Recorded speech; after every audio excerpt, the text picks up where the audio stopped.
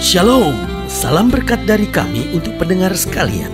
Saat ini pendengar akan diberkati dengan program Hari Ini Harinya Tuhan bagian yang ke-8. Sebuah program rohani tentang doktrin Alkitab yang menolong kita untuk semakin tertanam dalam kebenaran firman dan bertumbuh dalam kemuliaan. Bersama hambanya, Pendeta Gilbert Lumwendong, STH. Banyak orang merasa doktrin Alkitab sebagai sesuatu yang membingungkan. Tetapi tahukah saudara bahwa doktrin Alkitab intinya adalah memahami Alkitab dengan benar, dengan pemahaman yang sistematis, sehingga kita terus dapat tertanam di dalam kebenaran firman, sehingga kita terus bertumbuh di dalam kemuliaan Allah. Buka hati saudara sekalian untuk menerima berkat-berkat firman-Nya hari ini. Allah yang kita sembah bukan hanya mau tetapi juga mampu untuk menjawab doa-doa kita sebagai anak-anaknya. Namun hari ini perlu saya tegaskan kembali, bukan hanya Dia mau dan mampu, tetapi Allah yang kita sembah juga adalah Allah yang senang. Saya ulangi sekali lagi, senang dalam mengabulkan doa anak-anaknya. Nah, saudaraku yang kasih dalam Tuhan, banyak orang mau belum tentu mampu. Banyak orang mampu belum tentu mau. Nah, sebaliknya juga ada banyak orang yang mau dan mampu tetapi tidak senang. Dia mau dan dia mampu, tapi dia tidak senang mengerjakannya. Kalaupun dia kerjakan, dia kerjakannya dengan berat, dengan sangat terpaksa. Tapi hari ini saya mau beritahu, Allah kita mau dan mampu. Dia bukan hanya mampu tapi mau, bukan hanya mau tapi mampu, dan bukan hanya mau dan mampu, dia juga senang mengerjakan mujizat. Waktu kita berseru dan berkata, Tuhan, aku membutuhkan mujizat, Dia adalah Tuhan yang bangkit dengan sukacitanya dan siap mengerjakan mujizat buat kita. Karena itu saudaraku yang kasih dalam Tuhan, melalui program ini saya berani katakan, Allah yang kita sembah bukanlah Allah yang pelit. Allah yang kita sembah Allah yang senang mengabulkan doa anak-anaknya. Pertanyaannya sederhana, kita senang gak berdoa? Ya kan? Kita ini senang ngomongin orang, saudara. Kalau ada yang salah, waduh, kita senang ngomongin ke sana kemari. Kalau perlu kita bikin sebuah kelompok untuk menjatuhkan kelompok yang lain. Kalau perlu orang kalau udah salah, kita tekan, kita injak, kita pitas, saudara, bahasa Jawanya itu kan, sampai habis-habisan gitu. Tapi sebagai hamba Allah, saya hanya mau ingatkan, Allah saya tidak demikian.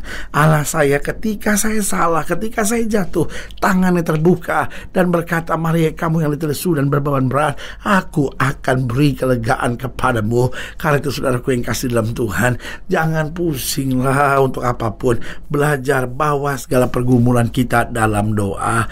Kita punya mimpi-mimpi besar. Jangan ngomong sama kebanyakan orang. Karena kalau kita ngomong sama banyak orang, akhirnya kita diketawain orang. Lu tahu nggak? Sini kan mimpinya begini-begini.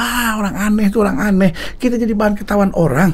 Tapi kalau kita membawa mimpi-mimpi kita ke hadapan hadirat Tuhan, saudaraku, janji Tuhan bilang, apa yang tidak pernah kita pikirkan, itu yang Tuhan sediakan. Haleluya. Doa apa yang sebetulnya Tuhan mau untuk selalu mengabulkannya? Yang pertama itu doa pengakuan dosa. Saudaraku yang kasih dalam Tuhan, Alkitab berkata, walaupun dosamu merah seperti kermisi, akan diputihkannya putih seperti salju. Manusia kalau udah salah, saudara-saudara ya, kadang-kala seperti kayak udah gak punya tempat lagi. Dia datang minta maaf pun gak diterima. Dia mau coba SMS pun gak dibales. Dia mau coba telepon pun gak diangkat, saudara. Waduh, kayaknya gimana. Tetapi saya mau beritahu, kita salah gimana pun sama Tuhan. Kalau saja kita mau datang dengan hati yang hancur, Alkitab bilang Tuhan dekat dengan orang-orang yang hancur hati. Karena itu saya melalui program ini juga mau mengingatkan buat setiap saudara, mari kita belajar jadi orang yang terbuka. Kalau ada orang salah lalu minta maaf sama kita, belajar memberi maaf. Kenapa? Kita terima cuma-cuma dari Tuhan, biarlah juga kita membagikannya dengan cuma-cuma. Yang kedua, doa apa yang selalu dijawab oleh Tuhan, yaitu doa penyerahan diri kepada Tuhan. Waktu kita menyerahkan hidup kita, Tuhan, aku mau melayani Tuhan. Tuhan gak pernah bilang, saya pikir-pikir dulu ya, masih ada lowongan atau enggak gitu ya kan. Saudara yang kasih dalam Tuhan, sama sekali tidak. Waktu kita menyerahkan hidup kita kepada Tuhan, sekotor apapun kita, sejahat apapun kita, masa lalu kita segelap apapun, tapi kalau kita menyerahkan diri kepada Tuhan, Tuhan akan selalu menerima kita apa adanya. Haleluya. Yang ketiga, doa apa yang selalu dikabulkan? Doa dengan iman. Apapun yang kau minta dan doakan, Kalau kita beriman kepada Tuhan, saudaraku yang kasih dalam Tuhan, Allah kita tidak pernah lalai menepati janji-janjinya. Haleluya. Dan yang keempat, doa apa yang akan selalu dikabulkan, yaitu doa memohon hikmat. Saudaraku yang kasih dalam Tuhan, dalam hidup ini ada banyak hal yang kita belum tahu. Itu sebabnya ketika Tuhan tanya sama Salomo, kau mau apa? Akan aku berikan kepadamu. Salomo berkata, berikan aku hikmat dan akal budi serta kebijaksanaan untuk mengatur bangsa ini dengan tepat. Berarti yang dia minta adalah hikmat, kebijaksanaan, akal budi. Saudaraku yang kasih dalam Tuhan, doa untuk kita mohon hikmat selalu akan dijawab oleh Tuhan. Kenapa? Karena Tuhan mau kita dewasa. Ada banyak hal bukan Tuhan yang mau mengerjakan pertolongan buat kita, tapi Tuhan mau beri kekuatan buat kita supaya kita mampu menghadapi tantangan dan berjalan dalam kemenangan yang sempurna. Haleluya. Selamat datang dalam program kita Hari-Harinya Tuhan, sebuah program rohani yang kembali mengingatkan kepada kita betapa pentingnya kita menjadikan firman Tuhan sebagai dasar keseharian hidup kita. Karena selama kita menjadikan firman Tuhan sebagai dasar keseharian hidup kita, langkah-langkah ke depan kita penuh dengan kepastian, kemenangan, berkat, mujizat, dan perkara-perkara besar. Haleluya. Dan kita sedang membahas tentang Allah mengabulkan doa. Haleluya. Saya terlalu percaya tidak ada beban yang terlalu berat kalau kita mau bawa dalam doa. Tuhan buka jalan, Tuhan beri mujizat, Tuhan beri kekuatan buat kita untuk mengatasinya. Haleluya. Nah, saudara yang kasih dalam Tuhan, dalam pembahasan tentang Allah mengabulkan doa, kita mau sama-sama belajar dari 2 Samuel pasalnya yang ke-21. 2 Samuel pasal 21 mulai ayat yang ke-10 sampai ayatnya yang ke-14. 2 Samuel pasal 21 ayat 10 sampai 14. Demikian firman Tuhan. 2 Samuel 21 ayat 10 sampai ayat yang ke-14. Lalu Rispa binti Aya mengambil kain karung dan membentangkannya bagi dirinya di atas gunung batu. Dari permulaan musim menuai sampai tercurah air dari langit ke atas mayat mereka. Ia tidak membiarkan burung-burung di udara mendatangi mayat mereka pada siang hari, ataupun binatang-binatang di hutan pada malam hari. Ketika diberitahukan kepada Daud apa yang diperbuat Rispa binti Aya gundik Saul itu, maka pergilah Daud mengambil tulang-tulang Saul dan tulang-tulang Jonathan anaknya dan warga kota Yabes Gilead yang telah mencuri tulang-tulang itu dari tanah lapang di Betsan, tempat orang Filistin menggantung mereka. Dan ketika orang Filistin memukul Saul kalah di Gilboa, lalu ia mengambil dari sana tulang-tulang Saul dan tulang-tulang Jonathan anaknya. Dikumpulkanlah juga tulang-tulang orang-orang yang digantung tadi, lalu dikuburkan bersama-sama tulang-tulang Saul dan Jonathan anaknya di tanah Benyamin di Sela, di dalam kubur Kisi ayahnya. Orang melakukan segala sesuatu yang diperintahkan raja. Maka sesudah itu Allah mengabulkan doa untuk negeri itu. Perhatikan kalimat yang penting ini. Maka sesudah itu Allah mengabulkan doa untuk negeri itu. Saudaraku yang kasih dalam Tuhan, ini yang perlu Allah mengabulkan doa. Pertanyaannya, apa syarat agar kita melihat Tuhan mengabulkan doa dalam hidup kita?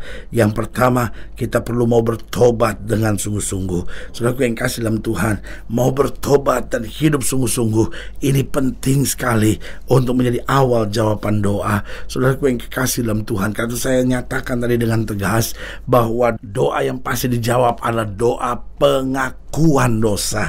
Saudaraku yang kasih dalam Tuhan, banyak kita seringkali doa tapi seperti mentok gitu. Doa seperti gak ada breakthrough, gak ada terobosan. Jawaban saya sederhana, coba perhatikan hidup saudara. Adakah dosa yang belum kita bereskan?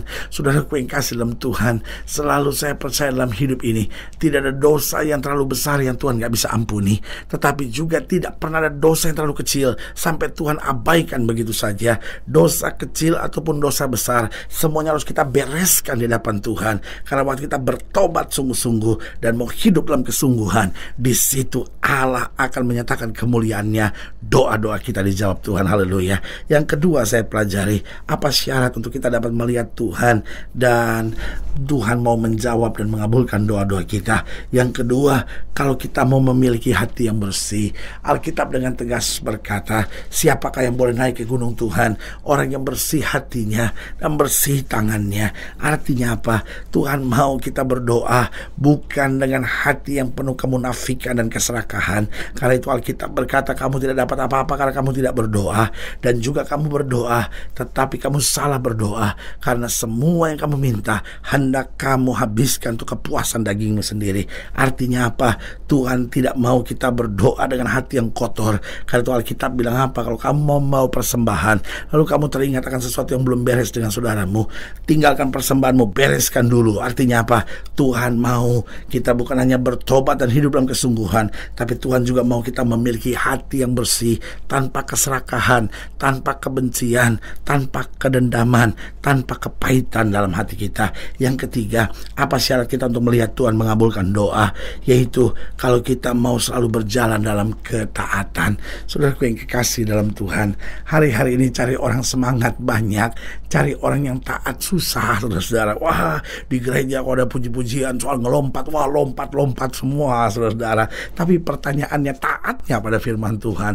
Lompat-lompat tapi tetap pacaran sama orang tidak seiman. Lompat-lompat tetapi tetap berzina. Lompat-lompat tapi hidup tetap judi, minum, mabuk, keluar masuk diskotik. Saudaraku yang kasih dalam Tuhan, buat saya sederhana, itu kan hanya orang-orang munafik yang memakai jubah-jubah kepalsuan untuk mengelabui orang. Sebagai hamba Allah, saya mau ingatkan, bertobat sebelum Allah datang dan menurunkan laknat dalam hidup saudara. Sebagai hamba Allah, saya mau ingatkan sekali lagi bahwa Tuhan adalah Allah yang bukan hanya mau dan mampu, Dia senang untuk mengerjakan mujizat, Dia senang untuk mengabulkan doa. Tapi kita harus mau bertobat dan hidup dalam kesungguhan. Kita harus memiliki hati yang bersih, kita harus selalu berjalan dalam ketaatan, dan akhirnya kita harus mau dengar pada nasihat dan teguran Tuhan. Saudaraku yang kekasih dalam Tuhan, firman Tuhan adalah nasihat dari Tuhan serta teguran-teguran dari Tuhan. Waktu kita mau bergaul dengan firman, mau membiarkan kita dinasihati dan ditegur, firman Tuhan berkata begini, kalau kita tinggal dalam Kristus dan firman Kristus tinggal dalam hidup kita, minta apa saja Tuhan akan mengabulkannya dari sorga. Haleluya. Saudaraku yang kekasih dalam Tuhan, jika saudara ingin dilayani lebih jauh, hubungi kami melalui telepon, hubungi kami melalui surat, kunjungi website kami, karena kami ada untuk membawa Bapak Ibu saudara senantiasa lebih dekat pada Tuhan dan mengalami kasih kuasa mujizat yang luar biasa. Dan secara khusus melalui program ini juga saya mau berdoa buat setiap saudara yang sakit, setiap saudara yang berbeban berat, karena saya percaya bahwa bagi Allah tidak ada perkara yang mustahil. Nah, saudara-saudara yang ingin didoakan secara khusus, boleh taruh tangan kanan saudara di dada dan kita akan berdoa. Mari kita berdoa. Bapa, dalam nama Yesus, hamba doa buat yang sakit, hamba doa buat yang berbeban berat, hamba doa untuk setiap mereka yang sedang menghadapi masa-masa yang sukar, karena hamba percaya bahwa bagi Allah tidak ada perkara yang mustahil. Bapa, hamba berdoa di dalam nama Yesus, Tuhan jamah, yang sakit Tuhan sembuhkan, yang lemah Tuhan kuatkan, yang susah Tuhan liburkan, yang jatuh Tuhan angkat, sehingga hari-hari penuh kemenangan boleh berlaku. Bahkan hamba juga berdoa buat mereka yang taruh tangan kanannya di dada, karena mereka ada permohonan-permohonan doa yang mereka inginkan. Tuhan, kalau ada hal-hal yang gak beres di hati, di pikiran, di hidup kami, di langkah kami yang Tuhan tidak berkenan, Tuhan cabut sampai ke akar-akarnya, sehingga doa kami berkuasa dan kami hidup dalam kehendak Allah. Di dalam nama Yesus kami berdoa. Haleluya. Amin. Saudara yang kasih dalam Tuhan, kita sudah berdoa. Ingat, Allah tidak pernah lalai menepati janjinya. Inilah saatnya buat kita untuk bangkit, bersemangat, bersuka cita dalam menghadapi segala perkara, karena kita tahu Yesus hidup, Yesus berkuasa, dan selalu menyediakan yang terbaik buat anak-anaknya. Doa saya menyertai saudara. Sampai berjumpa pada program berikut, dan jangan lupa jadikan hari ini harinya Tuhan. Haleluya.